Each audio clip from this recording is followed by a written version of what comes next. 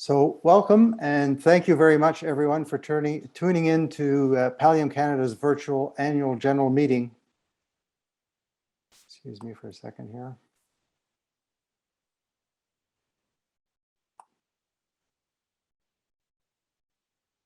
Sorry for that, a few technical problems here. So I'll begin again. Welcome and thank you very much everyone for tuning in to Pallium Canada's virtual annual general meeting today. My name is Gérald Savoie, and I have the honor and privilege of being the chair of the board of directors of Pallium Canada. I'd like to take a moment to honor the land that I am residing on currently, which is the traditional shared territory of the Algonquin Anishinaabe people. The Pallium Canada office, located in Ottawa, is on the traditional shared territory of the Algonquin Anishinaabe people as well. Pallium is incredibly grateful to be able to work on these lands and to advance the quality and accessibility of palliative care in Canada for all Canadians. Bonjour. J'aimerais remercier toutes les personnes qui assistent à l'Assemblée générale annuelle virtuelle de Pallium Canada aujourd'hui. Je m'appelle Gérald Savoie et j'ai l'honneur et le privilège d'être le président du conseil d'administration de Pallium Canada. J'aimerais prendre quelques minutes pour honorer la terre sur laquelle je réside actuellement, qui est traditionnellement le territoire partagé du peuple algonquin Anishinaabe. Le bureau de Pallium Canada, situé à Ottawa, se trouve quant à lui sur le territoire traditionnel partagé du peuple algonquin Anishinaabe. Pallium est profondément reconnaissant de pouvoir travailler sur ces terres et d'améliorer la qualité et l'accessibilité des soins palliatifs au Canada pour tous les Canadiens. We have a very special guest speaker today, Dr. John Flannery, co-chair of the ECHO Ontario Superhub, who will be speaking with us later on in the program on the success of the ECHO Ontario Superhub and our collaborative work on Palliative Care ECHO project. Thank you, Dr. Flannery, for joining us today. Un conférencier invité très spécial se joint à nous aujourd'hui. Il s'agit du Dr. John Flannery, co-président du Super Carrefour d'ECHO Ontario. Il nous parlera plus tard du succès de ce Super Carrefour ainsi que de notre travail de collaboration sur le projet ECHO en soins palliatifs. Merci, Dr. Flannery, de vous joindre à nous aujourd'hui. This past year has been dominated by the COVID-19 pandemic and the unprecedented challenges it has posed for the healthcare sector and our communities. As we reflect on the time since the onset of COVID-19 pandemic, we could not be more proud of how the Pallium team and its close network of partners and contributors rose to meet the challenge to ensure more healthcare professionals have the skills to provide the palliative care approach to patients and their families. In fact, we've seen Pallium emerge as a stronger, more resilient and focused organization than ever before.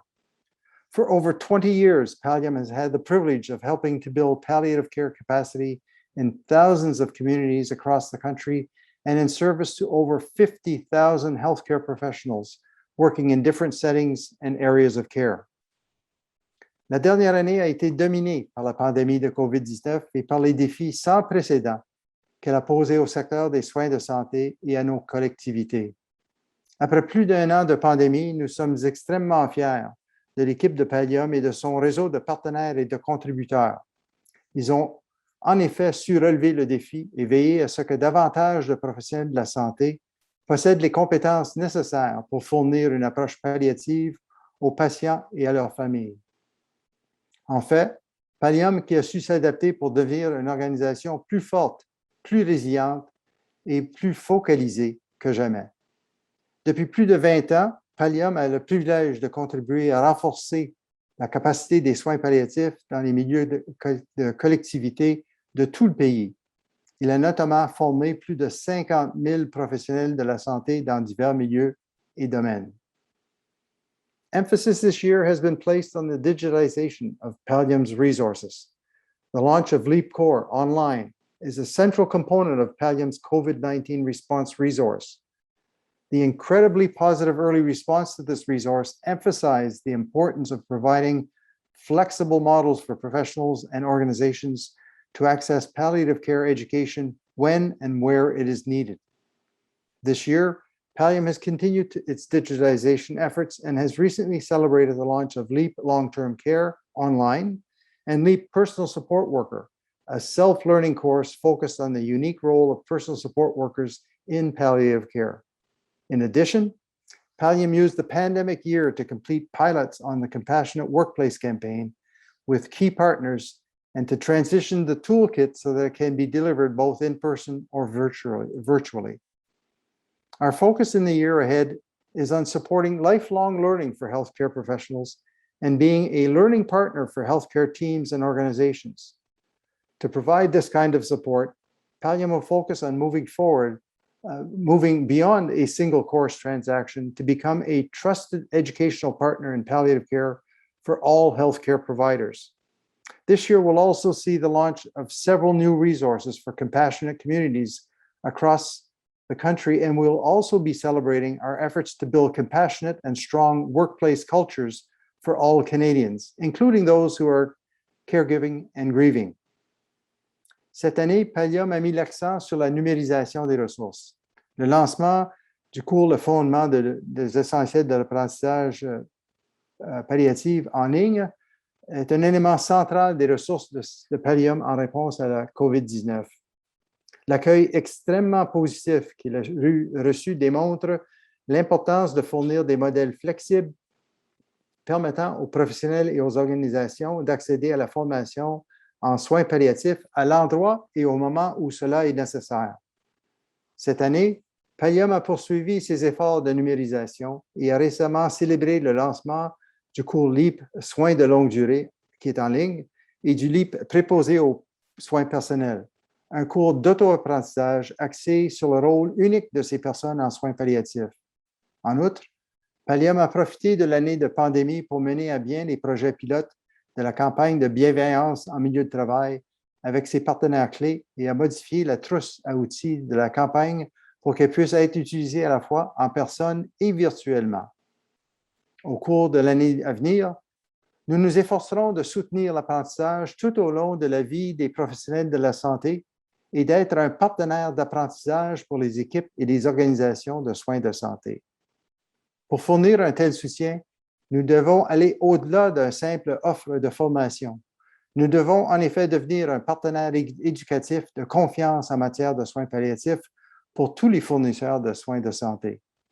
Cette année verra également le lancement de plusieurs ressources pour les communautés bienveillantes dans tout le pays, tandis que nous renouvellerons nos efforts pour créer des cultures de travail compatisantes et solides pour tous les Canadiens, y compris pour les proches aidants et ceux qui vivent un deuil.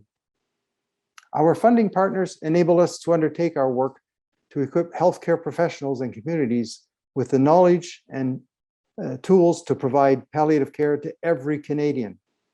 I'd like to thank Boehringer Ingelheim Canada Limited, la Caisse du dépôt et placement du Québec, the Canadian Medical Association, Health Canada, and the Li Ka-shing Canada Foundation for their generosity and ongoing support. Nos partenaires financiers nous permettent de poursuivre notre travail visant à doter les professionnels de la santé et les collectivités des connaissances et des outils nécessaires pour fournir des soins palliatifs à tous les Canadiens. J'aimerais remercier Boehringer Ingelheim Canada Limité, la Caisse de dépôt du placement du Québec, l'Association médicale canadienne, Santé Canada et la Fondation Li Ka-shing Canada pour leur générosité et leur soutien continu. This is only a snapshot of the evolution of our work and our exciting path forward. None of this work would have been possible without the dedicated effort and compassion of the Pallium team and our network of partners, supporters, facilitators, and subject matter experts. We thank all of you for supporting Pallium and each other to continue to deliver on a mandate that is bringing better palliative care to more Canadians. I would like to take a moment to reflect on the passing of one of our cherished board members, Rabbi Reuven Bulka. Rabbi Bulka served as Pallium's highly spirited first vice chair on the board of directors. He was a pioneer and will be remembered for his wise counsel, thoughtful insights, and leadership. He will definitely be missed. As you know, he founded Kindness Canada, and how better to express your kindness than through compassion and palliative care. He leaves quite the legacy. Il ne s'agit là que d'un aperçu de l'évolution de notre travail et de l'avenir passionnant que s'ouvre devant nous. Rien de tout cela n'aurait été possible sans les efforts dévoués et la compassion de l'équipe et de notre réseau de partenaires, des supporters, d'animateurs et des experts en la matière. Nous vous remercions tous d'avoir appuyé Pallium et de vous être soutenus mutuellement pour continuer à fournir de meilleurs soins palliatifs à davantage de Canadiens.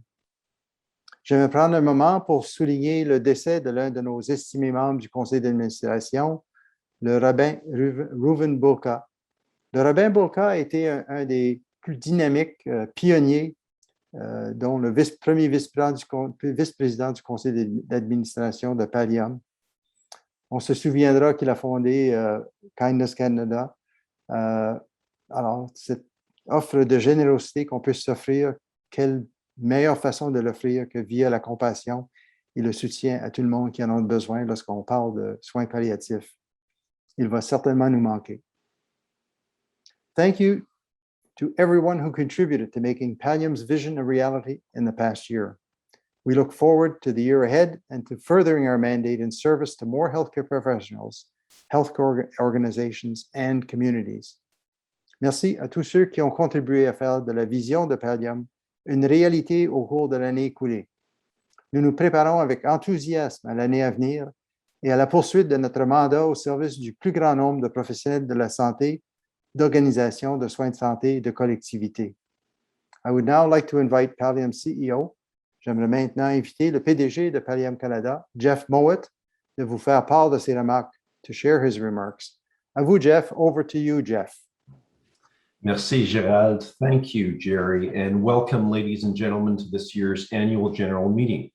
My name is Jeffrey Moat. I am the CEO of Pallium Canada, and we appreciate that you've taken time to be with us today.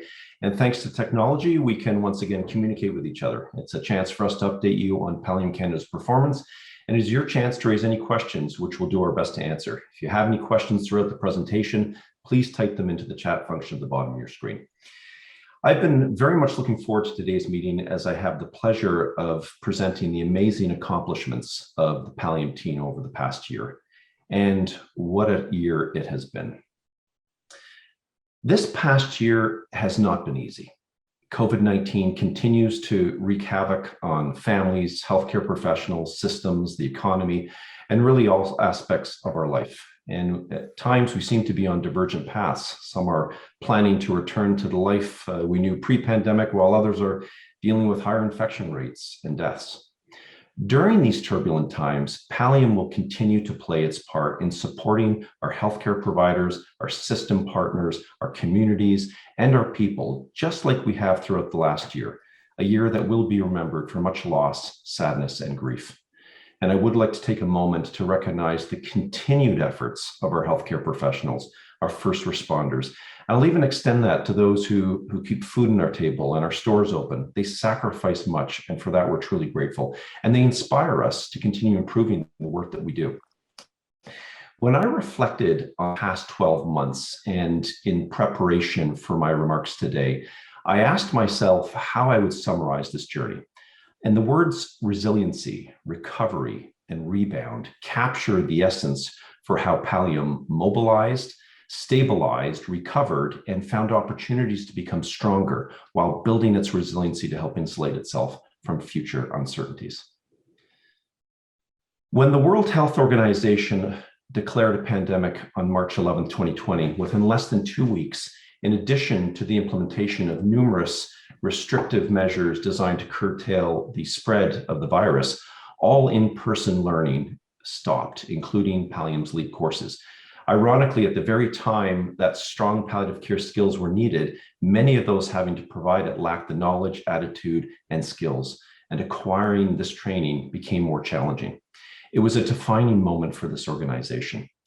Resiliency, as McKinsey describes it, is the extent to which an organization's model and position in the market proves resistant to disruption. This crisis forced us to change how we work, how we serve our partners, and in the process, we discovered new ways of adding value that we believe is a blueprint for the long term. Amid the challenges and uncertainty created by the pandemic, Pallium found itself immediately playing a pivotal role in supporting frontline healthcare teams leading the response to COVID-19. The need for the entire healthcare system to adapt a palliative care approach across all professions and settings of care and within our communities became an issue that could no longer be ignored. We acted decisively and with agility, and over the past year have shown remarkable resilience. Our first priority was to ensure our employees were safe and were able to perform their work remotely. We quickly figured out how to lead our teams in a virtual environment and maintain cohesion without the benefit of grabbing a coffee or lunch or hallway conversations. Our employees have adapted at a rapid pace and skillfully navigated this new way of working. This was achieved through regular communications, engaging in meaningful virtual connections, demonstrating the impact of our work, and upholding our workplace culture. The organization was quickly able to activate the online version of LEAP Core in the first quarter of the year, which allowed Pallium to resume LEAP course delivery after a shift away from in-person training due to the pandemic. This paved the way for additional LEAP courses to be transitioned to an online format, such as LEAP Long-Term Care. This also spurred the development of a fully online course, such as LEAP PSW and also LEAP Supportive Care Assistant. The digital transition wasn't limited to our courses. Pallium also found itself playing a critical role in providing frontline healthcare workers just-in-time information.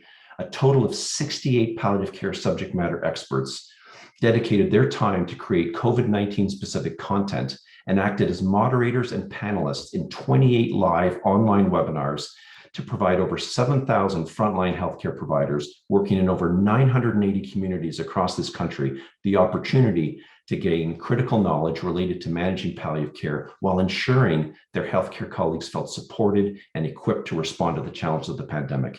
And it was this work that laid the foundation for an exciting new initiative that I'll speak about a bit later. Pallium forged new partnerships both within and outside our sector. The Canadian Medical Association provided critical funding to support making our LEAP Online modules available free of charge, which over 11,700 healthcare professionals took advantage of. They also supported the digital transition of our LEAP courses to online that I described a moment ago. Berenger Ingelheim funded our COVID webinar series, as did La Caisse d'impôt et placements du Québec for our French webinars aimed at healthcare professionals in Quebec.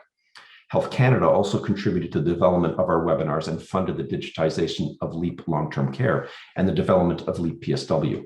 And the Li Ka-shing Foundation supported the spread and scale of LEAP courses at a time when it was needed most. And our partnership with the Canadian Society of Palliative Care Physicians resulted in the creation of the Canadian Palliative Care Exchange to support interactive online national dialogue between healthcare professionals across the country regarding the most relevant topics in palliative care.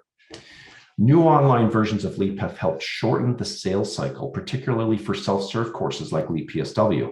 And because of this growing suite of online LEAP courses that are now available, our business development team has had success in striking multi-year licensing agreements with our partners who pay a flat annual fee to train a defined number of employees with an overage allowance to cover employee turnover. Our partners are benefiting from cost certainty, and a commitment to build palliative care capacity is made. Our operations also had to adjust during this past year. Our support desk, for example, was able to physically move itself to the homes of our support desk staff thanks to VoIP technology that was already in place. And I'm happy to report that service levels remained at pre-pandemic levels. And while the urgency and response accelerated many of these innovations, in most cases, they are here to stay. As Pallium began to recover from the COVID-19 related disruption, we've begun the process of reimagining what this organization will look like and is capable of. The steps that Pallium took to address the challenges it faced during the pandemic has resulted in a strong recovery. What started in large part as a response to the pandemic has evolved into a new ecosystem of learning. As we continue to grow our suite of LEAP courses for in-person and online delivery, we're also working on developing standalone online modules that go deeper into topics such as cannabis or psychosocial spiritual care, as you see on the screen here. Management has hired an instructional design team to continue with the digital transition of its course materials, enabling the organization to launch new value-added courses and products to the market in a timely manner. And as you can see on the slide, we have some exciting new LEAP courses planned ahead, including LEAP Home Care, as you see here, LEAP Cares, LEAP Lung, LEAP Pediatric, LEAP Leaders, LEAP Paramedic Online for Ontario Emergency Health Services. It's a very exciting year ahead. I mentioned earlier of our rapid response to the learning needs of our frontline healthcare workers during the pandemic through the provision of these free online modules and webinars. This experience, coupled with 20 years of building capacity with our LEAP courseware, has positioned Pallium to launch one of the most important initiatives in the palliative care sector. The Palliative Care Echo Project is about creating communities of practice or knowledge sharing networks by bringing together local healthcare providers and community leaders with regional, provincial, territorial, and national subject matter experts for continuous learning, brief lecture presentations, and quality improvement discussions, fostering an all learn, all teach approach. What excites us most about the Palliative Care Echo Project is that it supports the continuous learning journey.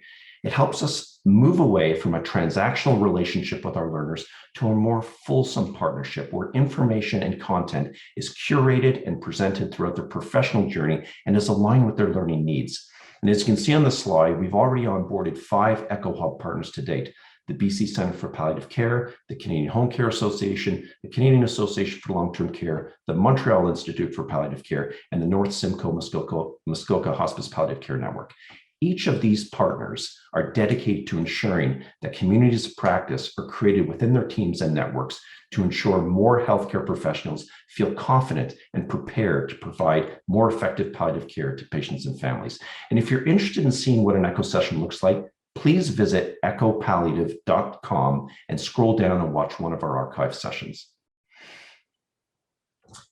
2 years ago, we announced the creation of the Dr. Joshua Shad Pallium Canada Research Hub, a first of its kind in Canada, and it would foster opportunities to advance research on palliative care education and service delivery. And I'm pleased to share that the Research Hub is leading the development of a Canadian Palliative Care Atlas to map out existing strengths, areas of excellence, and gaps across regions and provinces with respect to palliative care service availability. The Canadian Palliative Care Atlas is a first of its kind in Canada. The project's initial pilot will be completed this year in 3 regions in Ontario: the Central East, Hamilton, Niagara, Haldimand, Brant, and Champlain-Linz. And lessons learned from this pilot will inform further rollout of the Canadian Palliative Care Atlas across the country. And Pallium was also successful this past year in receiving funding from the PSI Foundation for the Ontario version of the Canadian Atlas. Pallium's mobile app has been relaunched, and this new version reflects improved functionality and a significant update of information.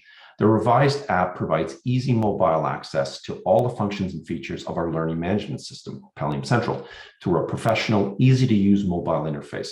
The app allows learners to complete pre and post course activities, access manuals, ebooks, resources, and different tools, and receive updates and notifications.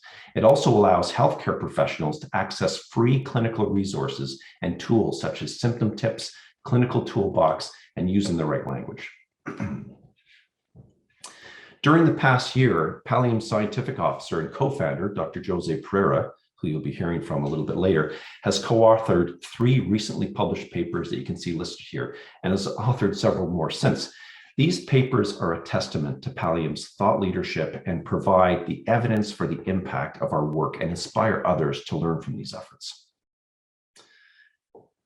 3 leaders in the compassionate community movement in Canada, the BC Centre for Palliative Care, Hospice Palliative Care Ontario, and Pallium Canada, have developed an evaluation framework for compassionate community initiatives that will help them adopt a standard approach to evaluate their work with a focus on implementation, facilitators, barriers, and potential for scale and spread.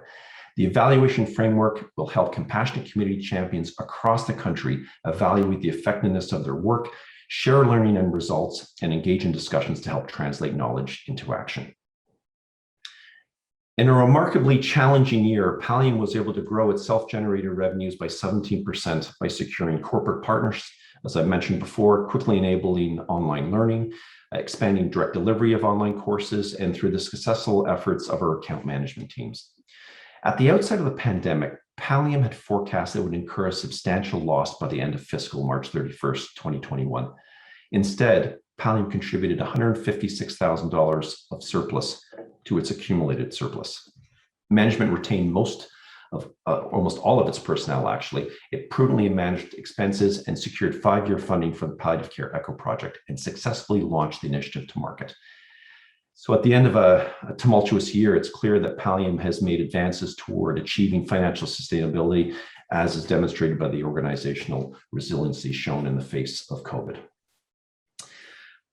How has the work that we accomplished during our recovery period impacted performance? Let's look at a few of our key performance indicators. So as you can see on this slide, we expect to realize a healthy rebound in both our course sessions and number of learners trained, almost back to pre-pandemic levels, barring, of course, any significant changes to how the pandemic continues to unfold. And please note the significant contribution of LEAP PSW. It is our fastest growing course to date. As I mentioned earlier, the pandemic provided the impetus to complete the transition of LEAP Core to an online version. In so doing, we've been able to support our partners to meet their professional development goals, allowing learning to continue safely and effectively. Year to date, 86% of our learners are now learning online compared to none 2 years ago. The small in-person training component that you see there is LEAP Paramedic, which is often delivered in small group sessions. We've received strong positive learner feedback on course format, content, and facilitation. Now listen, post-pandemic, we certainly expect to see a shift back to in-person learning, but the reality is online learning is here to stay. Long before the pandemic, the majority of our courses were organized and run by our partners. Over time, we began to offer options to our clients where Pallium would organize part of the course or the entire course itself, what we call direct delivery, something that is particularly attractive to groups that don't have the time or resources to manage the setting up of a course. And as you can see on the slide, the growth of the direct delivery channel is substantial. And certainly part of this is due to the proliferation of online courses, but we know that this level of course support is needed and will continue to make it as easy as possible for our partners to build capacity. While we wonder how strong, how high, how long the post-pandemic rebound will be, we have to accept that we may very well need to pivot again if, for instance, new variant moves the goalposts, per se. I've talked a lot about online and digitization, and there's no question that while overall online usage really exploded during the pandemic, there are signs that online adoption may be abating. There's no question that we're living in a digital first world now, and COVID certainly had a lot to do with that. But as things begin to open up, I believe forward-thinking organizations will begin to prepare themselves for a more diversified, multi-channel experience. And as we at Pallium rebound this year, we need to work on optimizing hybrid teams, attracting and retaining employees with much needed capabilities and make the most of scarce skills. We need to begin making strategic mission-focused investments in areas such as talent management, Indigenous engagement, our compassionate workplace campaign, the outsourcing of research opportunities through the provision of seed funding and grants that will serve to expand our impact. We are seeing a meaningful shift in future demand. As we transitioned our courses to online, we began to realize a real-time shift in our consumer segmentation. No longer are we just offering LEAP courses to health system partners. We're selling seats directly to individual healthcare professionals, such as with LEAP PSW, which is a fully online self-serve course. This not only increases our reach, it opens up new markets, even markets beyond Canada. We are firm believers in the concept of lifelong learning and supporting learners from the time they're in school throughout their professional careers. And to provide this kind of support, we must become a trusted education partner that walks alongside healthcare providers and ensures that they're equipped with the knowledge and information they require to perform up their best and ensure patients and families receive earlier, more effective palliative care. We're currently working on some exciting new tools to support this concept. And as you'll soon hear from our scientific officer, Pallium has developed a comprehensive evaluation and research plan for Pallium's LEAP and ECHO programs for the next 5 years. As this plan is implemented, we are going to be able to answer important questions relating to these programs, such as what factors enhance the uptake of these initiatives, what strategies are effective at supporting the implementation of what's been learned, to name just a few. What broader role can we be playing in palliative care in service to different communities, such as First Nations, Inuit, Métis, LGBTQ2S+, the homeless, immigrants and refugees, to name just a few? We need to consider which areas to prioritize based on our strengths and take an active role. And lastly, the palliative care story in this country needs to be told. There has been no other time in recent history where palliative care has mattered more. We cannot let this pandemic pass without ensuring that we work together to press for greater investments in this part of healthcare, and that palliative care becomes part of the national dialogue. And storytelling is one of the most effective ways of doing this. And I want to temper all of what I've just said, as I do believe we are going to have to give clinicians time to recover from the pandemic. I'm not sure that we fully understand the extent, the physical, the emotional toll that this has taken on them. We need to support them with their trauma. We need to give them time to heal. We need to support their return to work.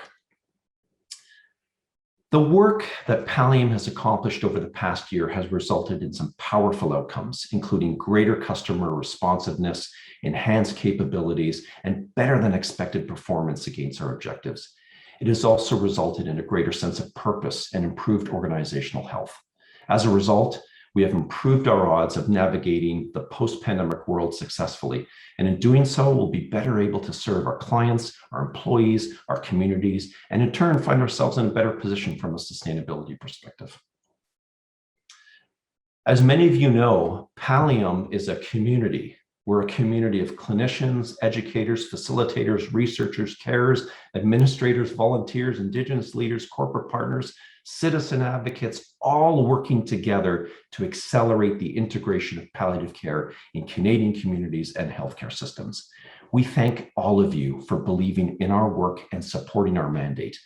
I'd like to extend a heartfelt thank you to an incredibly supportive volunteer board of directors, both past and present, who have contributed their time, expertise, and counsel to helping Pallium achieve its objectives. Last, but certainly not least, thank you to our team. The management team at Pallium has the privilege of leading a young, dynamic, talented group of individuals who I reminded most recently are our country's next generation of healthcare leaders who continue to over-deliver day in and day out. They are a small but mighty group of individuals who collectively punch well above their weight on every aspect of our work. Everything I've spoken about today is their work. It is this team who will successfully see us through the pandemic, and it's this team who will get us to where we need to go. Without the financial support of our funding partners, many of the initiatives I highlighted today simply would not have happened. We are sincerely grateful for not just their financial support, but for believing in our mission.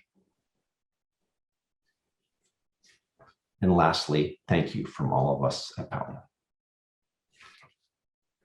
Thank you very much, Jeff. Excellent presentation, very inspiring, chock-a-block full of content. Couldn't be more proud of all of the accomplishments. And as you said, we are a community of communities, a community of a whole bunch of people that really have palliative care at heart and really want to make a difference. So together, let's keep on making that difference. And thanks again. Next part of our agenda is a presentation by our scientific officer, Dr. José Pereira. The title is Learn to Support Learning.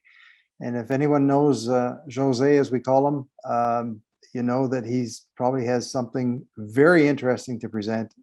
And we look forward to this. Over to you, Dr. Pereira.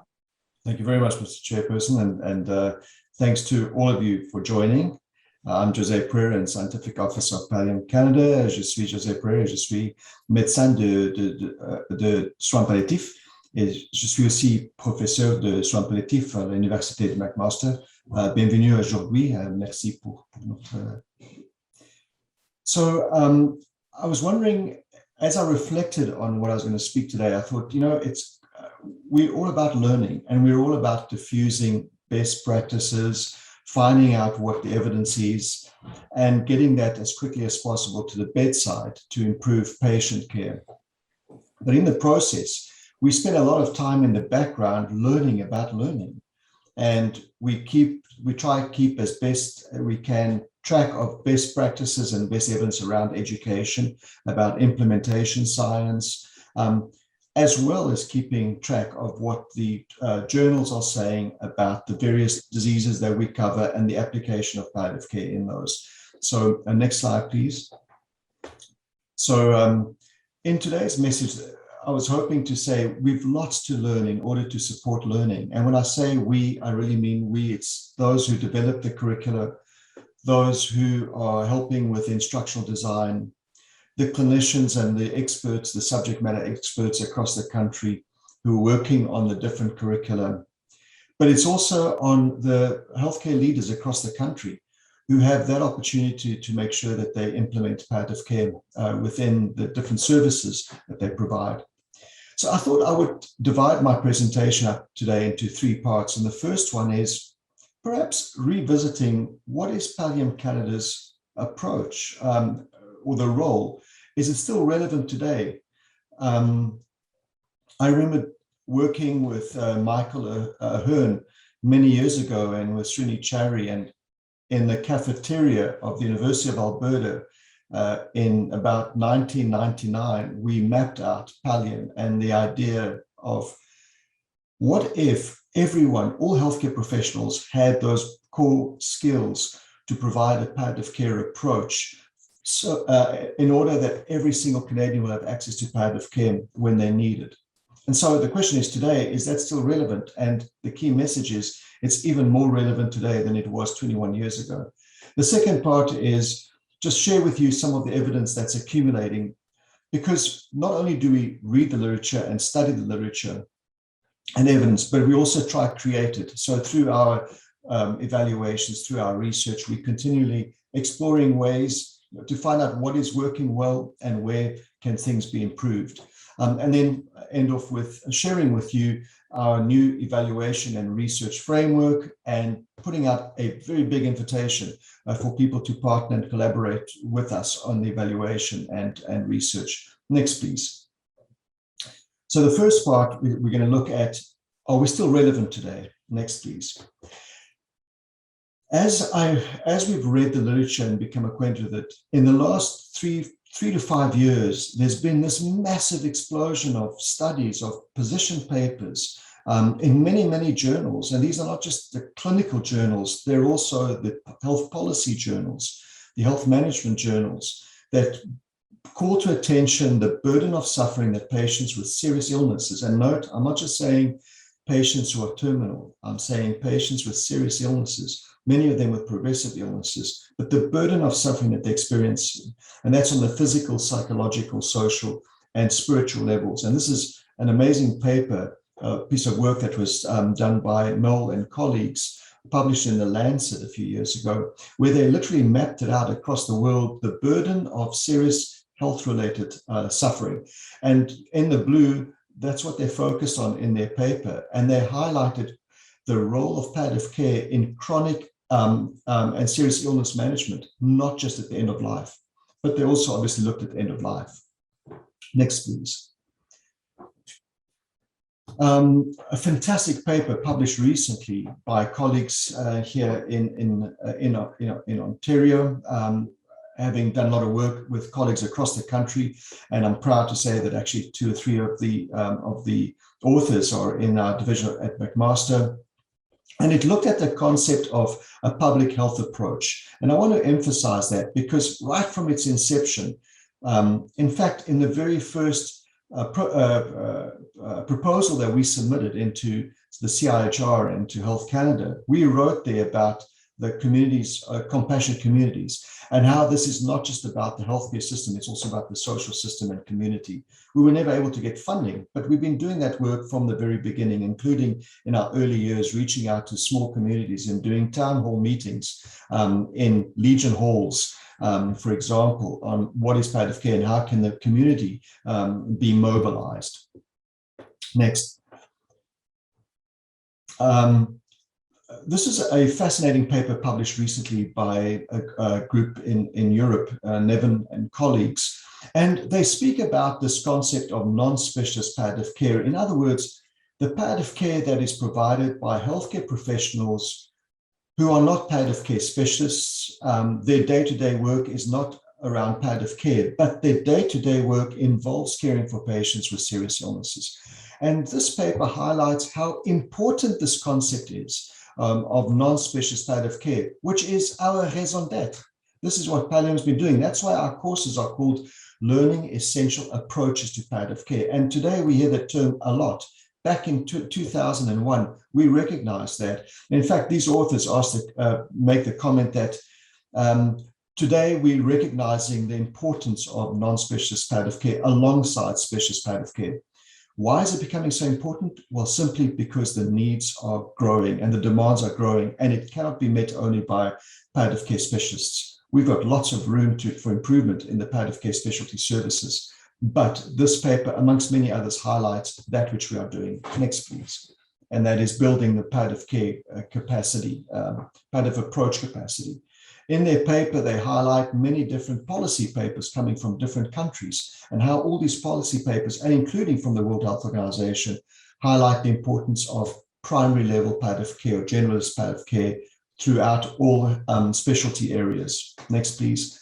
And may I remind us all that here in Canada, the framework on palliative care that came out, that was published in 2018, has as one of its key areas palliative care training and education for healthcare providers and other caregivers. It's always to say we are still relevant, if not more relevant today than we were 21 years ago. Next, please. And we're beginning to see some really interesting studies. So this study, and I'll walk you through it, was by a group led from our colleagues in Toronto, by Kieran Quinn, and a research group that included people from Toronto, from Ottawa, from Hamilton. And what they looked at literally hundreds of thousands of patients with serious illnesses and end of life across several disease groups. And those disease groups are listed on the left-hand side. So it includes cancer, dementia, heart failure, COPD is the advanced lung disease, ESRD is advanced kidney diseases. So many of these patients on dialysis, for example, and then patients with stroke and patients with cirrhosis. And what they discovered in this large study was that when palliative care was implemented early across these disease groups, there were reductions in the use of emergency room departments. There were reductions in hospital admissions most of the time. There were significant reductions in intensive care unit use. And more often people died at home. So it makes sense for patients, and it makes sense for the healthcare system to invest in this area and to integrate this in the healthcare system. So we are as relevant today as we were many years ago. And in fact, these authors concluded by saying, these findings highlight the potential benefits of palliative care in some non-cancer illnesses, increasing access to palliative care through sustained investment in physician training.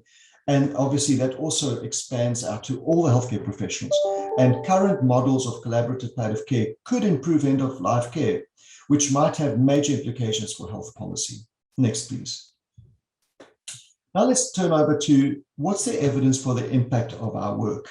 And I'm quickly going to go through these, just highlighting key points from these studies that have been published just in the last 2-3 years. First, next, please.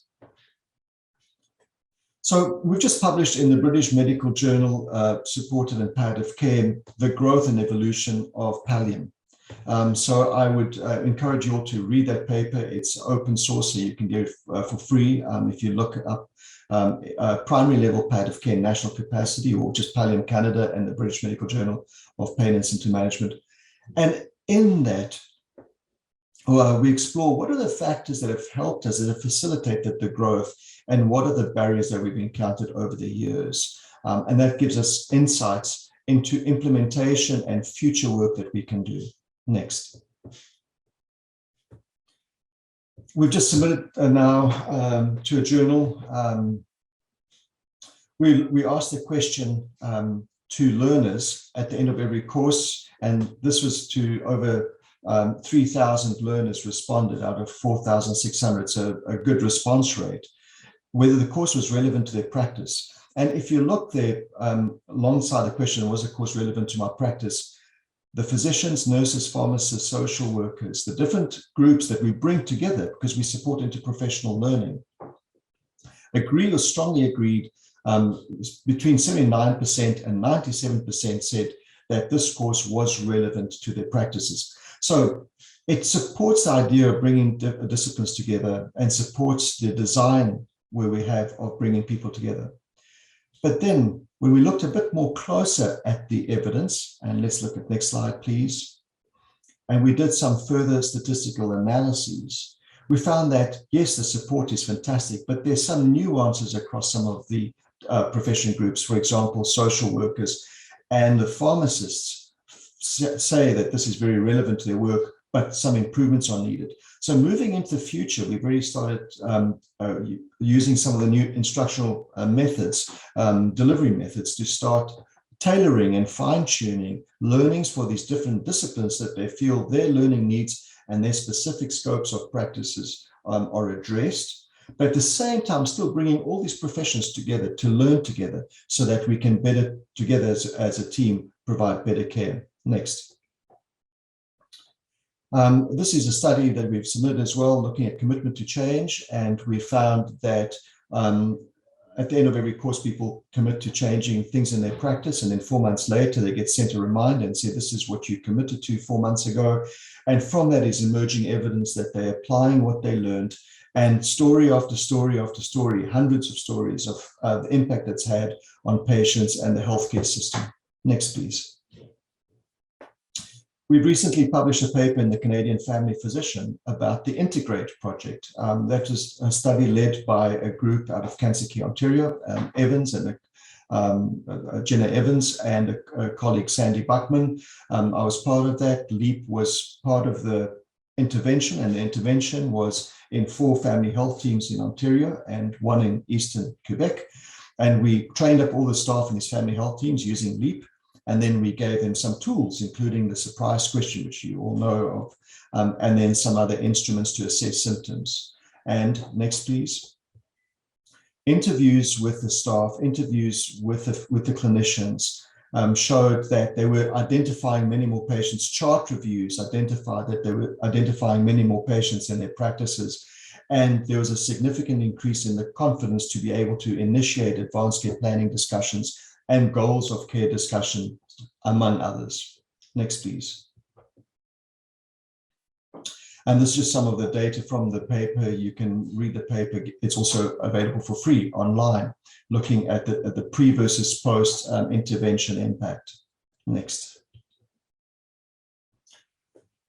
There's also been done work led by colleagues in Nova Scotia, work done on the LEAP paramedics and the whole paramedics providing palliative care intervention. Again, LEAP paramedics was one component of a multi-pronged strategy, and the studies, and that study included interviews with the healthcare providers and with families, were saying, we really found the paramedics proficient in what they were doing, and importantly, they were able to keep us at home. We didn't have to be transferred to the emergency room or to the hospitals.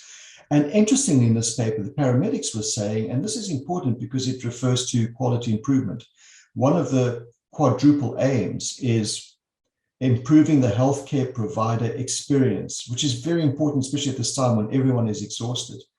Well, they were saying by learning how to provide basic palliative care, it's improved my work experience. I feel I'm making a difference. It's meaningful. I'm enjoying more of my work. Next, please. So I've just highlighted some emerging evidence of the impact at different levels of the LEAP courses. And now to finish off the last piece, next, please. We'll look at the new emerging evaluation and research plan that we have. So next, please. Over the course of the last 5-6 months, a group of us working with subject matter experts. So these are experts across Canada and internationally who are experts on evaluation of education programs and educators in general and also in palliative care. And we've reviewed over 20 or 30 different models, and the framework that emerged incorporates 2 quite well-known models. The first one is Kirkpatrick's model, but the new version of it, the New World Kirkpatrick's model, and that's what's highlighted in the diagram in the blue box, the middle box. And that looks at impact on 4 different levels. The first level being whether was a course relevant to the learners, and that's very important. And then level 2 is impact on learning, to change their knowledge, attitudes, and their commitment to doing change. And at level 4 is the impact on patients in the healthcare system. And for that, we've adopted the quadruple aim. So are the LEAP courses and the ECHO program going to improve patient and learner experience? Is it going to be improved quality of care? Is it going to be improved efficiencies in the healthcare system? And will it improve the healthcare provider experience, as the study with the paramedics showed? The bottom box is the framework adopted from another framework called Consolidated Framework of Implementation Research. And that's what's going to guide us on asking the question, how are we implementing it? Where is it working? What are the facilitators? What are the barriers? What's helping us scale and spread and scale up? And what's helping these programs stick, whether it be in a family health team or a long-term care facility or in a hospital or the whole province? So that's the overall evaluation plan. And obviously, part of evaluation often is research, and the two go very close together because we often use research methods to address these questions. Next, please. So there's a lot of work, a lot of different courses across many, many different settings. So clearly, Pallium itself cannot do all this research alone. Some of it we have been doing and we can do. Some of it we have been doing in partnerships, such as with the Joshua Shad Pallium Research Hub at McMaster or the Ontario Tech University with the Atlas. And here's the big invitation. There is an opportunity here for outsourcing or for external independent researchers and organizations to reach out to us and say, you've got lots of data on interprofessional learning. You've got lots of data in the hospital sector, in paramedics, etc. Can we use that to do some of the research to find out how effective is this work and how can we improve it? So that's the invitation. So there's our evaluation model. There are more specifics and more details that we would be very happy to share. But the invitation is the doors are open, our shops open for collaboration and partnerships across many areas of education in general, palliative care education, building primary capacity in hospitals, in long-term care, in the community, etc. Next, please. And then finally, we're doing the Palliative Care Atlas for Canada work. This is just pictures from one of the atlases from another country in Scotland. And at the end of this, we're going to have an atlas that looks something like this, that tells us across the country the state of palliative care across several domains, across the different provinces and territories and their sub-regions. And I'll end there. Next, please. I think I'm hoping the next is that's next, please. And so in conclusion, just Pallium Canada's contribution to the healthcare system and social system are needed now more than ever, and we are still as relevant as we were, if not more so, 20 years ago. We've got impact, we've got evidence for impact of what we are doing, and there are fantastic opportunities opening up for partnerships and collaborations to learn more about how to learn and how to deliver that learning and improve the care for many Canadians across the country. Thank you very much. Thank you very much, Dr. Pereira. When I think back just a couple of years ago, this is a new venture into the data and research element of the work that we do and so forth, and it's so important. I'm very pleased to see that we've been able to put in place the Dr. Joshua Shad Pallium Canada Research Hub. It's a very ambitious plan. I think we've already proven that we can do great work and are doing great work along those lines. And as everyone is aware, unless you have the data and the research and showing how much impact there is, it's usually probably the elements of success in influencing policy and arriving at decisions for allocation of funds and so forth. So again, extremely important work. And please take up Dr. Pereira on that invite in terms of that research collaborative research approach and participation of many collaborators. So again, thank you very much for a very comprehensive presentation. Now on to the financial report. Beverley Lepine, who is our treasurer, it's over to you now, please.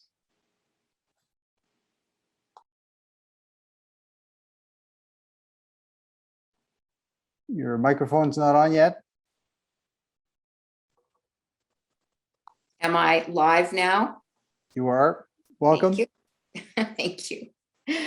Bonjour et bienvenue. J'ai le grand plaisir de partager avec vous nos états financiers pour l'année qui termine le 31 mars 2021. Une année très difficile pour tout le monde. Our independent auditors, Kelly Hubers McNeely, have audited the financial statements and have provided an unqualified opinion, which reads as follows. In our opinion, the accompanying financial statements present fairly in all material respects the financial position of the foundation as at March 31st, 2021, and its financial performance and its cash flows for the year then ended, in accordance with Canadian accounting standards for not-for-profit organizations. The auditors congratulated Pallium's Erin Kelly and her finance team for the outstanding work that they have done. The board of directors passed a motion approving the financial statements for the year end March 31st, 2021. And the board of directors also passed a motion to reappoint the Ottawa firm of Kelly Hubers McNeely as Pallium's auditors for the year ended March 31st, 2022. The year ending March 31st, 2021, as indicated by Jeff Moat, our CEO, was impacted by the COVID epidemic, requiring a rapid shift to online course delivery.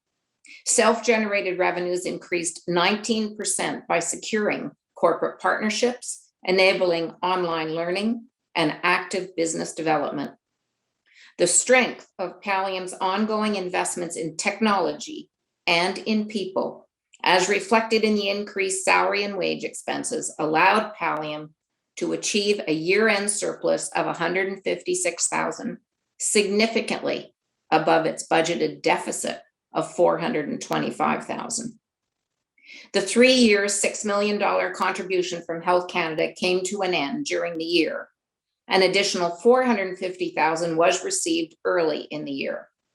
A new $5 million over 5-year agreement was signed with Health Canada to deliver a Pallium Care Echo project. Expenditures continue to be carefully managed, and the Canada Emergency Wage Subsidy claims of $496,000 allowed Pallium to maintain its staffing levels and achieve its deliverables. Uncertainty due to COVID and financial risk continue to be the watchword for the coming year.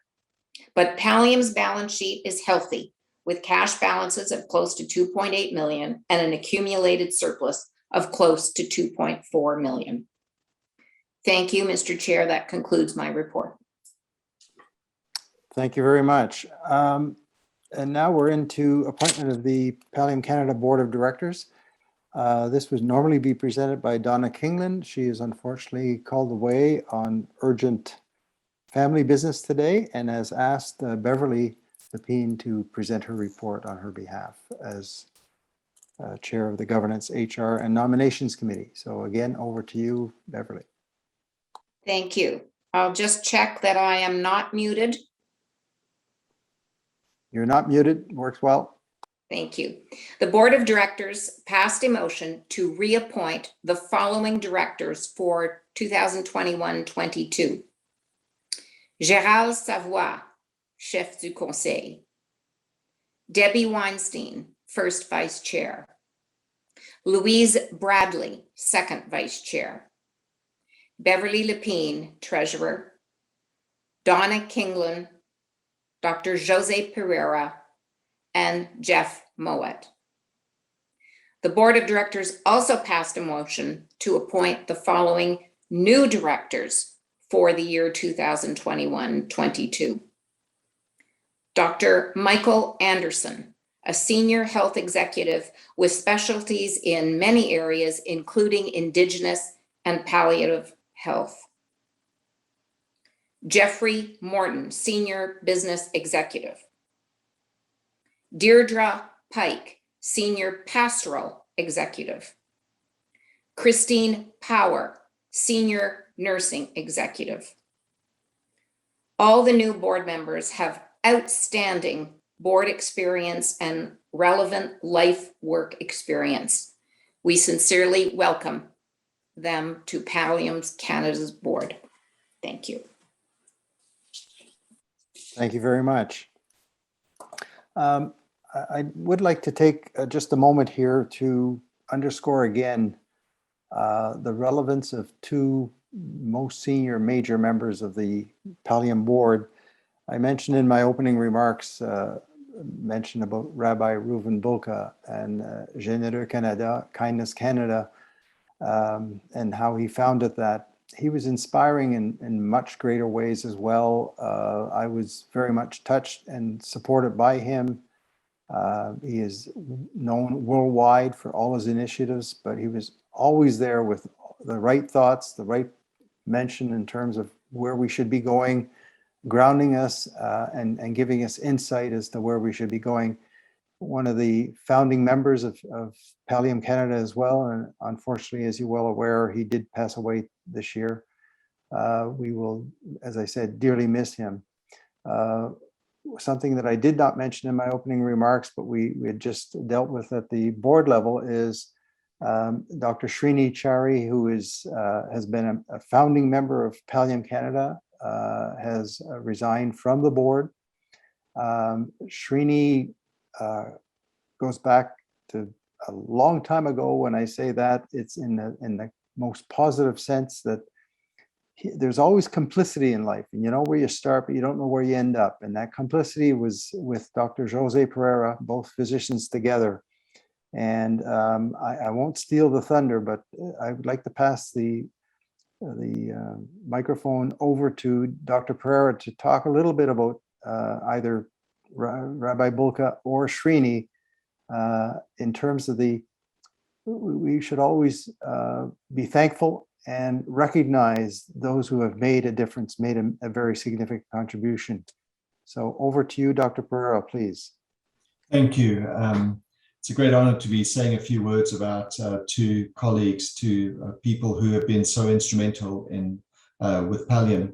So let me start off with Srini Chari first. So I first reached out to Srini back in 1998, I think it was, when we developing an online course in the Prairie provinces to reach out to rural-based family doctors, nurses, and social workers. And Srini at the time was working in Saskatoon. I was in Calgary. Actually, I was in Edmonton.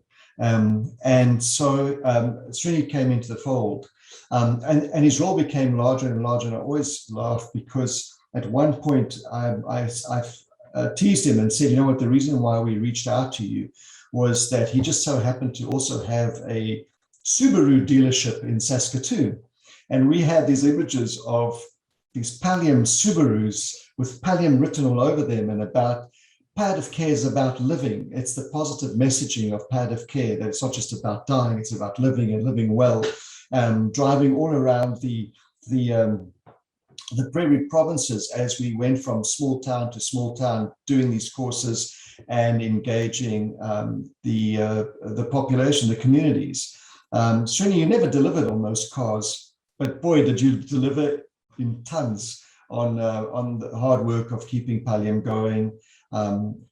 Thank you so much.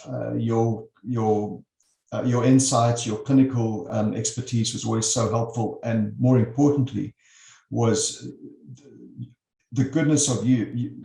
You're a very good and amazing person that's always supported all of us especially through difficult times over the years. So thank you very much, and we're wishing you a speedy recovery. We hope you get well soon and able to go back to the so active life that you've always led.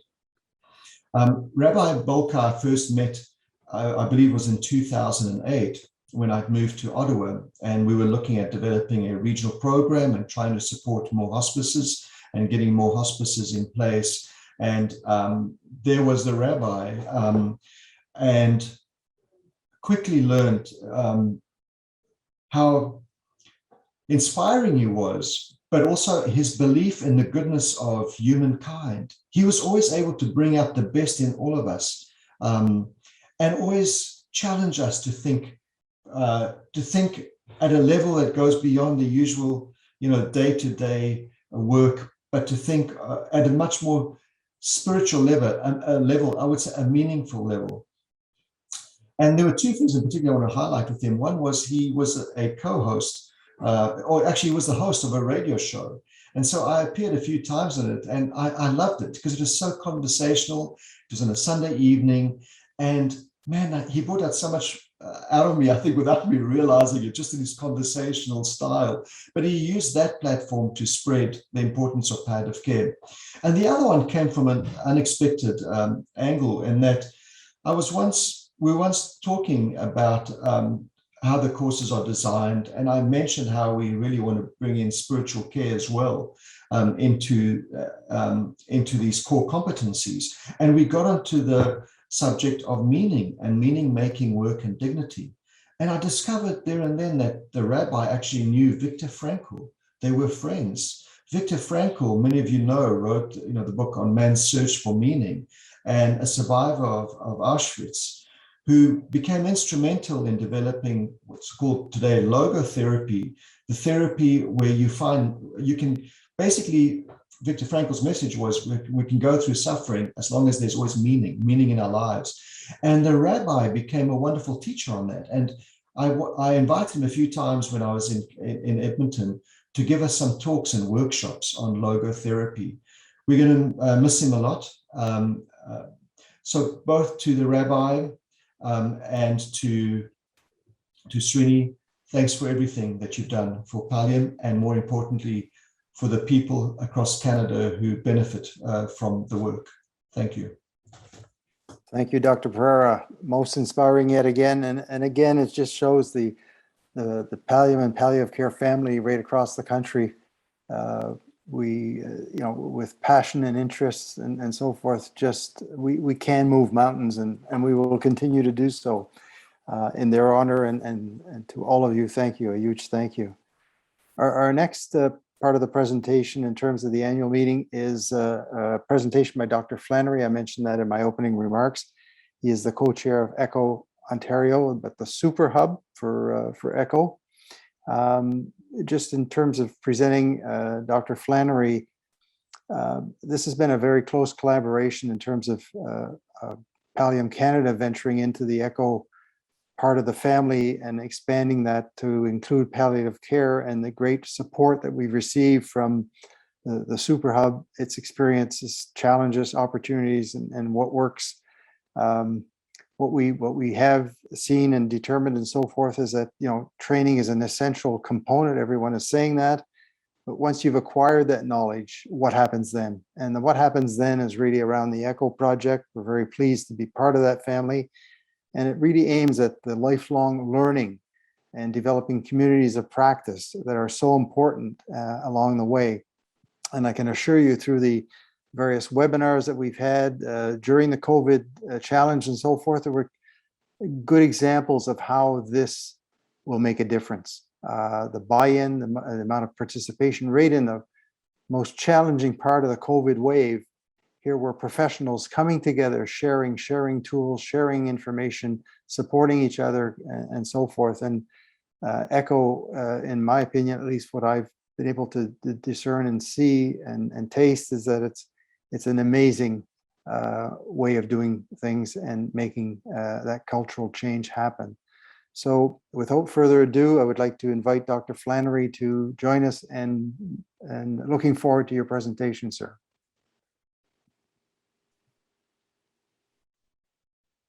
Thank you very much. Merci beaucoup. So I think we just need to share our screen here. And are you able to see the presentation? Yes. Okay.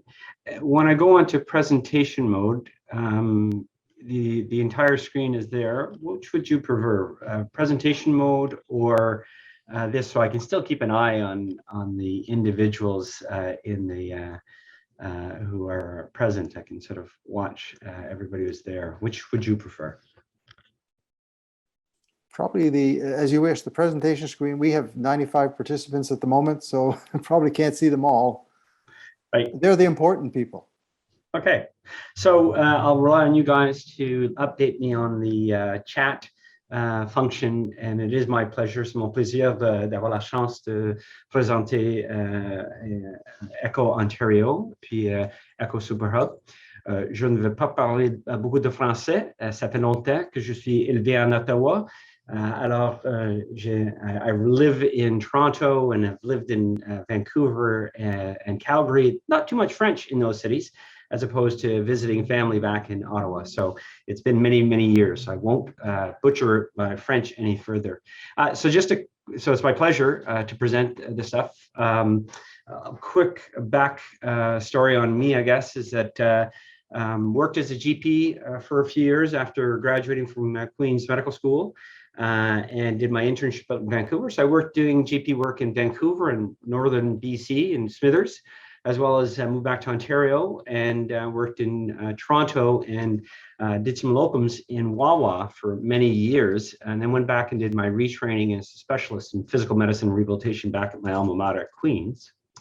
I always had an interest in education. So Dr. Pereira, I'm surprised that we haven't crossed paths over the years, having been in Calgary from 96 to 99 as a physiatrist, and then back to Toronto to work in St. John's, where I did some work with burns and amputees as part of WSIB, as well as just all the other aspects of spinal cord injury and brain injury. So unfortunately, some of those individuals do succumb and need some palliation, and we have an oncology program where we have 8 inpatient rehab beds here at Toronto Rehab, where I've been the medical director for the last 18 years. And I was residency program director for 10 years for our trainees in PM&R. So admire all that great work that you've done, Dr. Pereira, around learners, and continue to work in that realm. Where leading into this echo component, it was really like that Clairol commercial, you know, someone used the product and told 2 friends who told 2 more friends and so on. We can all remember how that just kept expanding. And that was the attraction to me. So my colleague, Andrea Ferlin, my first fellow, heard about this from a family physician in Kingston, Ruth Dubin, about this echo model down in New Mexico. And they had a little video that Andrea, after watching it for about 3-4 minutes, said, this is perfect for what our goals around chronic pain expansion are. Sent it to me. I took a look at it in 2 minutes. I was sold that this is what we had to do. And the reason why I'll tell you about that journey is that it's really quite fascinating, because it embodies all of what we're talking about here. So the ECHO model, so extension of community care outcomes, the ABCD of it, and perhaps many of you know this, but I'll go over some of these points because the foundation and the fundamentals are critical for why it helps so effectively with health system change. So it amplifies, so you use technology, you leverage that scarce resource, and the pandemic has shown this in spades, where everybody's now on technology. And who would have thought that working from home was actually going to be efficient? There was all kinds of pushback in that aspect. So the amplification has really been, you know, you move knowledge and not people. And so that's been core. It's important to maintain that technology. If it starts to fail, you run into some disasters and people will stop attending your sessions. The B, the best practices. So you want to reduce disparity, which I've already heard in this AGM so far, which is fantastic. You want every Canadian to have good quality care as they are going to transition from their healthy aspects into, unfortunately, where they may end up passing away. You want that with dignity, with kindness, with caring, and people not to feel uncomfortable. So knowing best practices is really important. Case-based learning is an excellent model that's been core for healthcare in general. So, and with that familiarity, it doesn't come as a new process for people to learn. And then, the database or the outcomes are really important, because that's why you can get government funding or philanthropic funding, because you can actually demonstrate change. So that model has been instrumental. And one other key component is that it's in the middle of the day or at the end of the day, as opposed to going off to a conference for 3 or 4 days. Best intentions, but that information sits on a desk or a shelf gathering dust. Whereas now you actually can go and manage patients in the afternoon after you've participated in an echo and implement some of those changes into your afternoon clinic. And it's not that difficult, and people have found that to be an effective means to actually integrate and make some changes into their practice. The Ontario environment, don't have to talk to you guys about this. It's a Canadian environment. There's a concentration of specialty healthcare providers in urban and academic centers, which can create disparity in access, and Tepper demonstrated this. Accelerating the spread of specialized knowledge from urban centers to all areas of the province through the ECHO model represents a significant opportunity to improve access to healthcare, particularly in the underserviced population. So when I worked up in Smithers or in Wawa, you could see the difference between Vancouver and Toronto. Patients wanted that care there. They didn't want to travel to Sault Ste. Marie or back down to the big centers. And you certainly won't want to do that in the paradigm of palliation. So it's important that you have that skill set. So the 4 C's of which ECHO is sort of founded: common.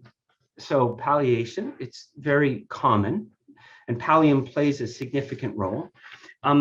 It's complex, so there are some complexities involved to understanding these medications and these different aspects.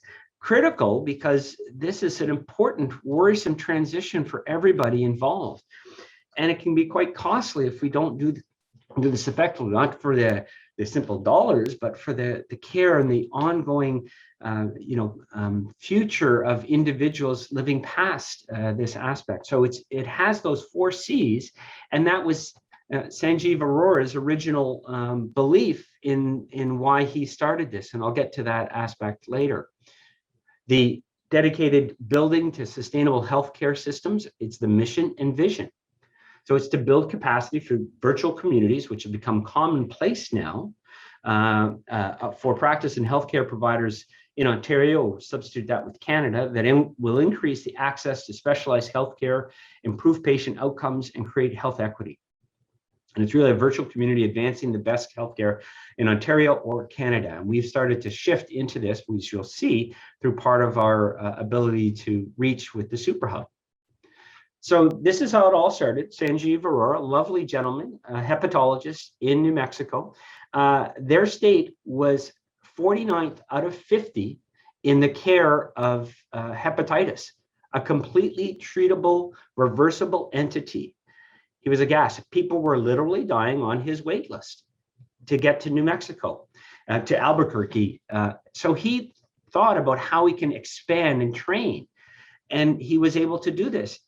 Smart enough and to be able to get this published in the New England Journal by doing a randomized trial to compare his care and that of healthcare providers, nurse practitioners, family physicians in rural New Mexico, and showed that the care is actually the same, except the patients didn't even have to travel and experience that cost. And we know in the rehab world that if you can get rehab closer to home, way more effective. When I lived and worked in Calgary, having care up in Ponoka was way more effective than having patients come all the way down to have care in Calgary at Foothills. So that was an important aspect. And the same goes on in this healthcare field. So we at University Health Network, along with Queen's University, through my connection with Dr. Ruth Dubin, family physician, launched the first echo in Ontario focused on chronic pain in 2014. We went down and got trained there. We had the good fortune of having one of the ministry individuals who used to be a family doctor that I knew when I was doing my training in Kingston also participate in that, Gary Salisbury. And he, along with the team members from OHIP, realized just how important this was. So they gave us some funding.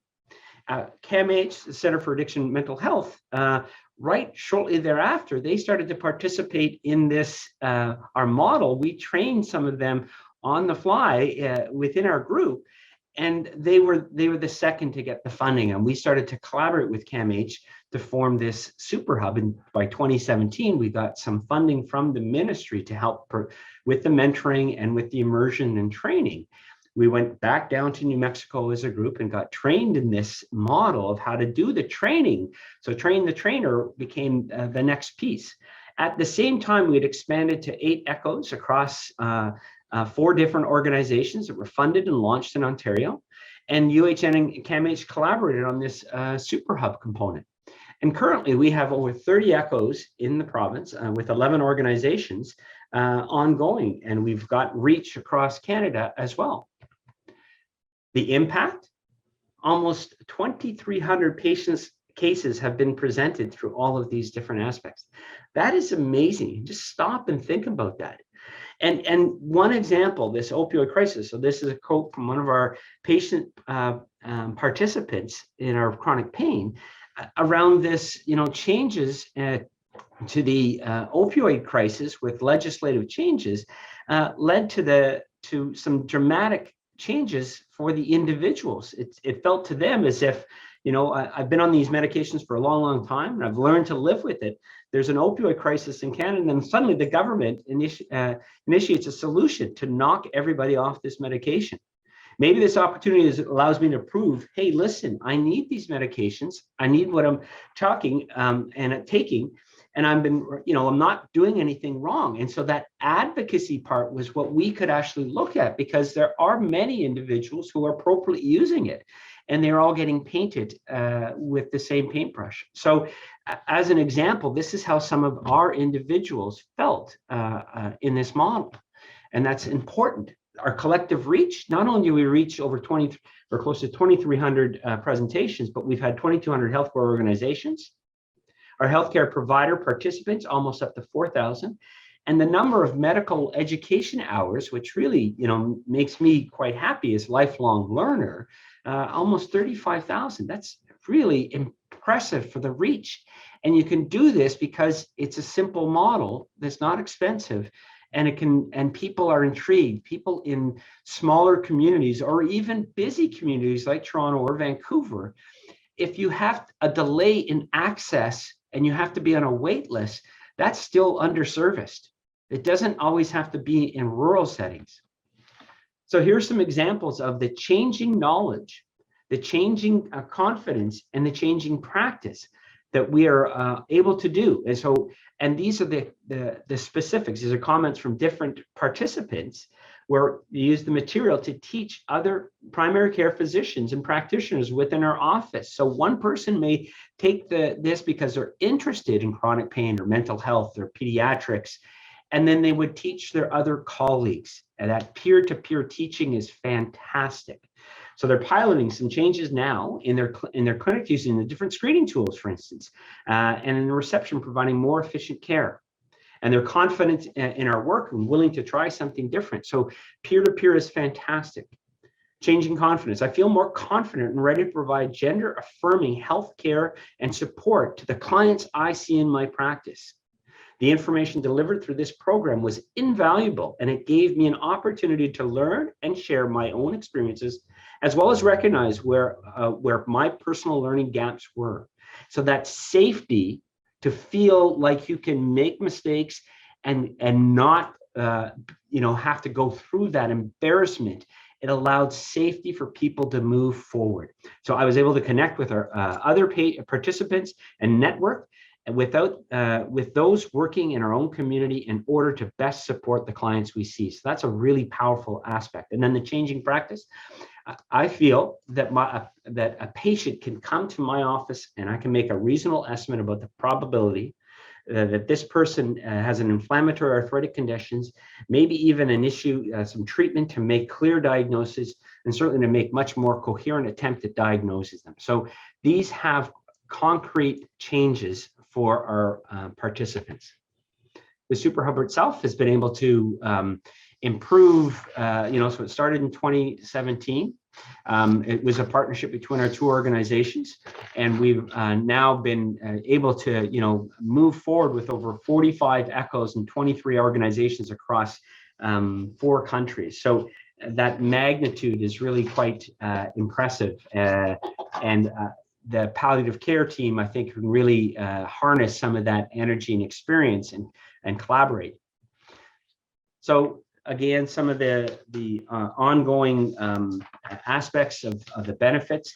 So not only have we had some training that lead provincial and ECHO initiatives to the following, the monthly ECHO Ontario collaborative meetings. So we've set up this process that we can talk to our different managers within the program. We have an annual ECHO Ontario conference, and we've, I think, done 5 of them so far. We had our own Assistant Deputy Minister, Bob Bell, participate at one of those, as well as numerous other individuals that really assist with shaping the direction of our healthcare. We have a provincial advisory board and have meetings to sort of help ensure that all these different health populations are participating and expanding. Provide all existing, new, and potential echoes within Ontario and abroad. We have outreach training and orientation and immersion training.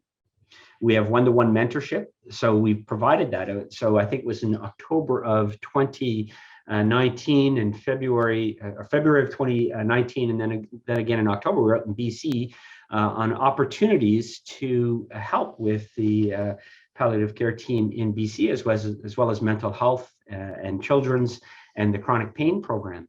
So we're able to provide that ongoing assistance with them over time to make that integration and leap into creating the start and then sustainability. We've led the development and implementation of quality assurance and quality improvement. So QI and QA are components for the ECHO Ontario, including strategic planning and support for ECHO Ontario. And we act as an agent for the ECHO Institute in New Mexico to expand the ECHO model in Ontario, along with developing naming and logos. You can imagine this goes across over, I think it's now 40 countries around the world are participating in it. Signing agreements, so you make sure that you're following that process, which does work and is effective and is sustainable. And we give advice on strategic and project planning. So the results to date, we've held 13 immersion trainings, 1 international, couple out of the province, 10 in Ontario. Held 5 successful conferences. And we've trained over 45 echoes, 3 internationally. So we had some Australians and Brazilians participate, as well as the trip to Sri Lanka. 12 out of province, so Alberta, British Columbia, Manitoba, Quebec, and Saskatchewan. And we have over 30 of our ECHO trainees. ECHOoncanada.net is up and running, and it has all 10 provinces and 3 territories. I encourage you to visit it. It links back to our ECHO Ontario with all of its robust components of our webpage. And our future directions and some of our lessons learned. Well, we're focused on quality, so we're conducting ongoing QI efforts to enhance the program with further impact for patients and providers. So we've got research and publications that have come from this. We're looking at increased growth to support new and existing organizations to expand ECHO delivery for in-demand topics like palliative care in order to reach more healthcare providers across the province.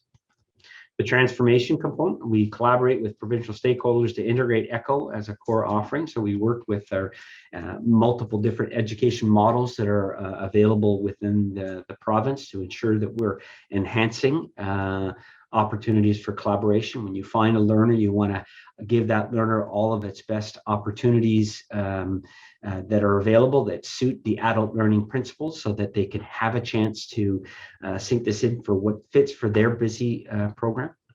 And then strengthen that ECHO network to continue to build a network of ECHO programs in Ontario that share learning. So all share all time. That is really one of our aspects that we strive towards. And it's around best practice, but also some of the operational efficiencies within this. So don't try to reinvent the wheel. We've probably tried that and likely failed or succeeded, and we would like to share some of our knowledge. So some of our lessons learned. You really need to listen to the audience. So, each session, so we continue to with feedback. I'm on our education for chronic pain group. And so myself and our psychologists sit and look to ensure that that curriculum that now has gone on for, I think we're starting our 18th session of teaching 20 different topics. We adjust those. We have a core curriculum that we follow, and then we make some adjustments. And we also have evening sessions that are available for participants not in our typical group around certain topics become quite important, like opioids. We had 3 or 4 sessions when that was really the crisis was at its height. Cannabis was when the legislation had changed. We looked at that, how to de-prescribe opioids, because that took a little bit longer and needed some other aspects of it. So we've had evening sessions to supplement some of our daytime. Keep evaluating and adapting. So the curriculum, the format, and the structure, we've changed that to meet some of our needs. We used to all sit around one table. Well, that's not possible in a pandemic era. So we all now are on Zoom at different aspects. So how we delivered that when we weren't in a room cohesive needed a little bit of adjustment. So we continue to adjust how we look at that. Gain organizational buy-in, so making sure that within your own institution, people understand. So ECHO is alive and well in Pallium, needs to be expanded and driven in other directions to make sure that potential is harnessed. Use your existing networks, and as well as develop some of those relationships with your primary care, like family health teams or family health organizations or community health groups. Promote through a series network of partners, and so the professional association or disease specific. So the Arthritis Society has been a partner of ours, or all the mental health groups that we'll sort of work with to make sure that we're getting that reach out there for someone who may not have heard. And then engaging past participants in what would be some excellent methods. So that's my presentation. Happy to take any questions around this. Thank you, Gérald and Jeffrey, for giving me the opportunity to speak today. Thank you very much. Perhaps I'll just mention something and then pass on to if there should be questions. I just want to thank you, Dr. Flannery, for your insight, for the sharing, the collaboration in terms of, the very valued insight that you did give us at the very onset of how we were positioning ourselves to even reach out and obtain an ECHO support and so forth. We're very thankful also to Health Canada for having given us the funds to become the national ECHO on palliative care. And again, as you said, there's crossover there.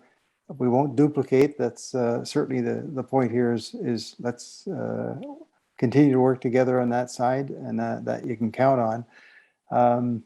But I think what strikes me most is the ability for this to bring our learnings to the next level, that we're really working very hard on system and cultural change.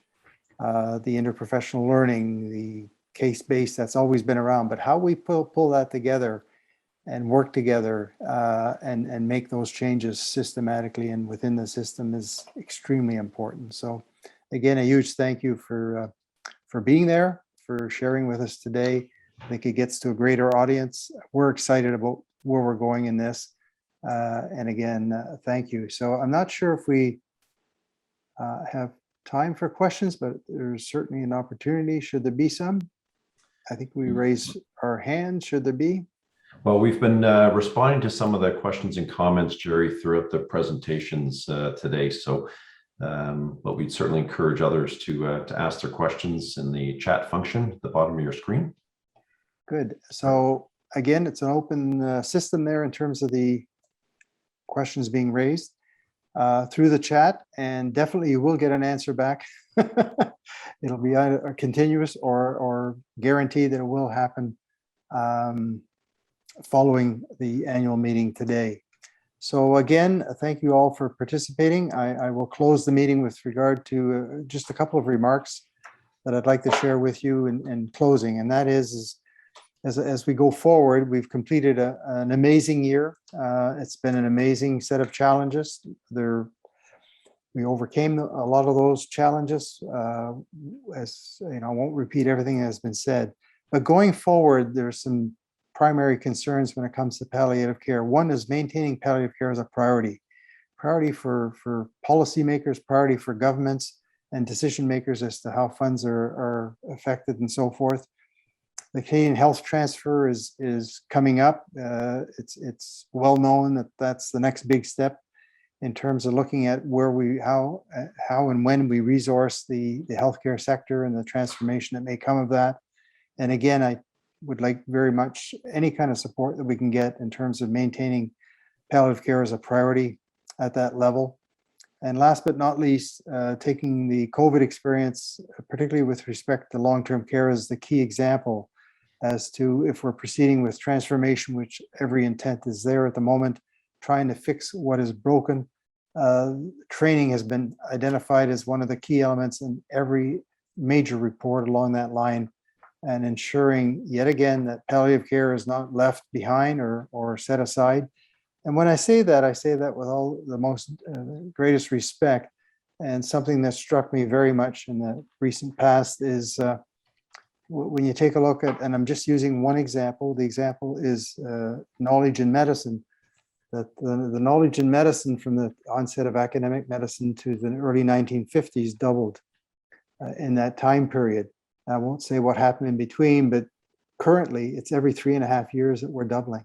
And there's no wonder there's a challenge there in terms of knowledge acquisition, lifelong learning, etc. So keeping that in mind, I think what we are doing is extremely important. Last but not least, I want to put a huge thank you out to the Pallium team for all of the extraordinary efforts and accomplishments. And we still got lots to do. We're passionate about it. We punch above our weight. We're absolutely, well, we can't get there fast enough, as they say. And to my fellow board members, we've worked very, very hard in bringing this together, and with the thought leaders that we have around the table, the direction. We spent a full day yesterday on our strategic planning efforts and endeavors, where an awful lot of this has been presented and so forth, but we've given very good feedback and support to the main team that's making it happen. And again, thank you to my colleagues. You spend a lot of time, you give us lots of support. It's what energizes us. We're all passionate and want to make that difference. So a huge thank you. And I would like to thank everyone for your participation today. Ça nous a fait grandement plaisir d'avoir une conversation avec tout le monde qui a cette passion et cet intérêt vis-à-vis des soins palliatifs, les soins de fin de vie. Alors, merci beaucoup. Thank you very much. And with that, we'll end our annual general meeting 2021. Thank you again. Merci beaucoup.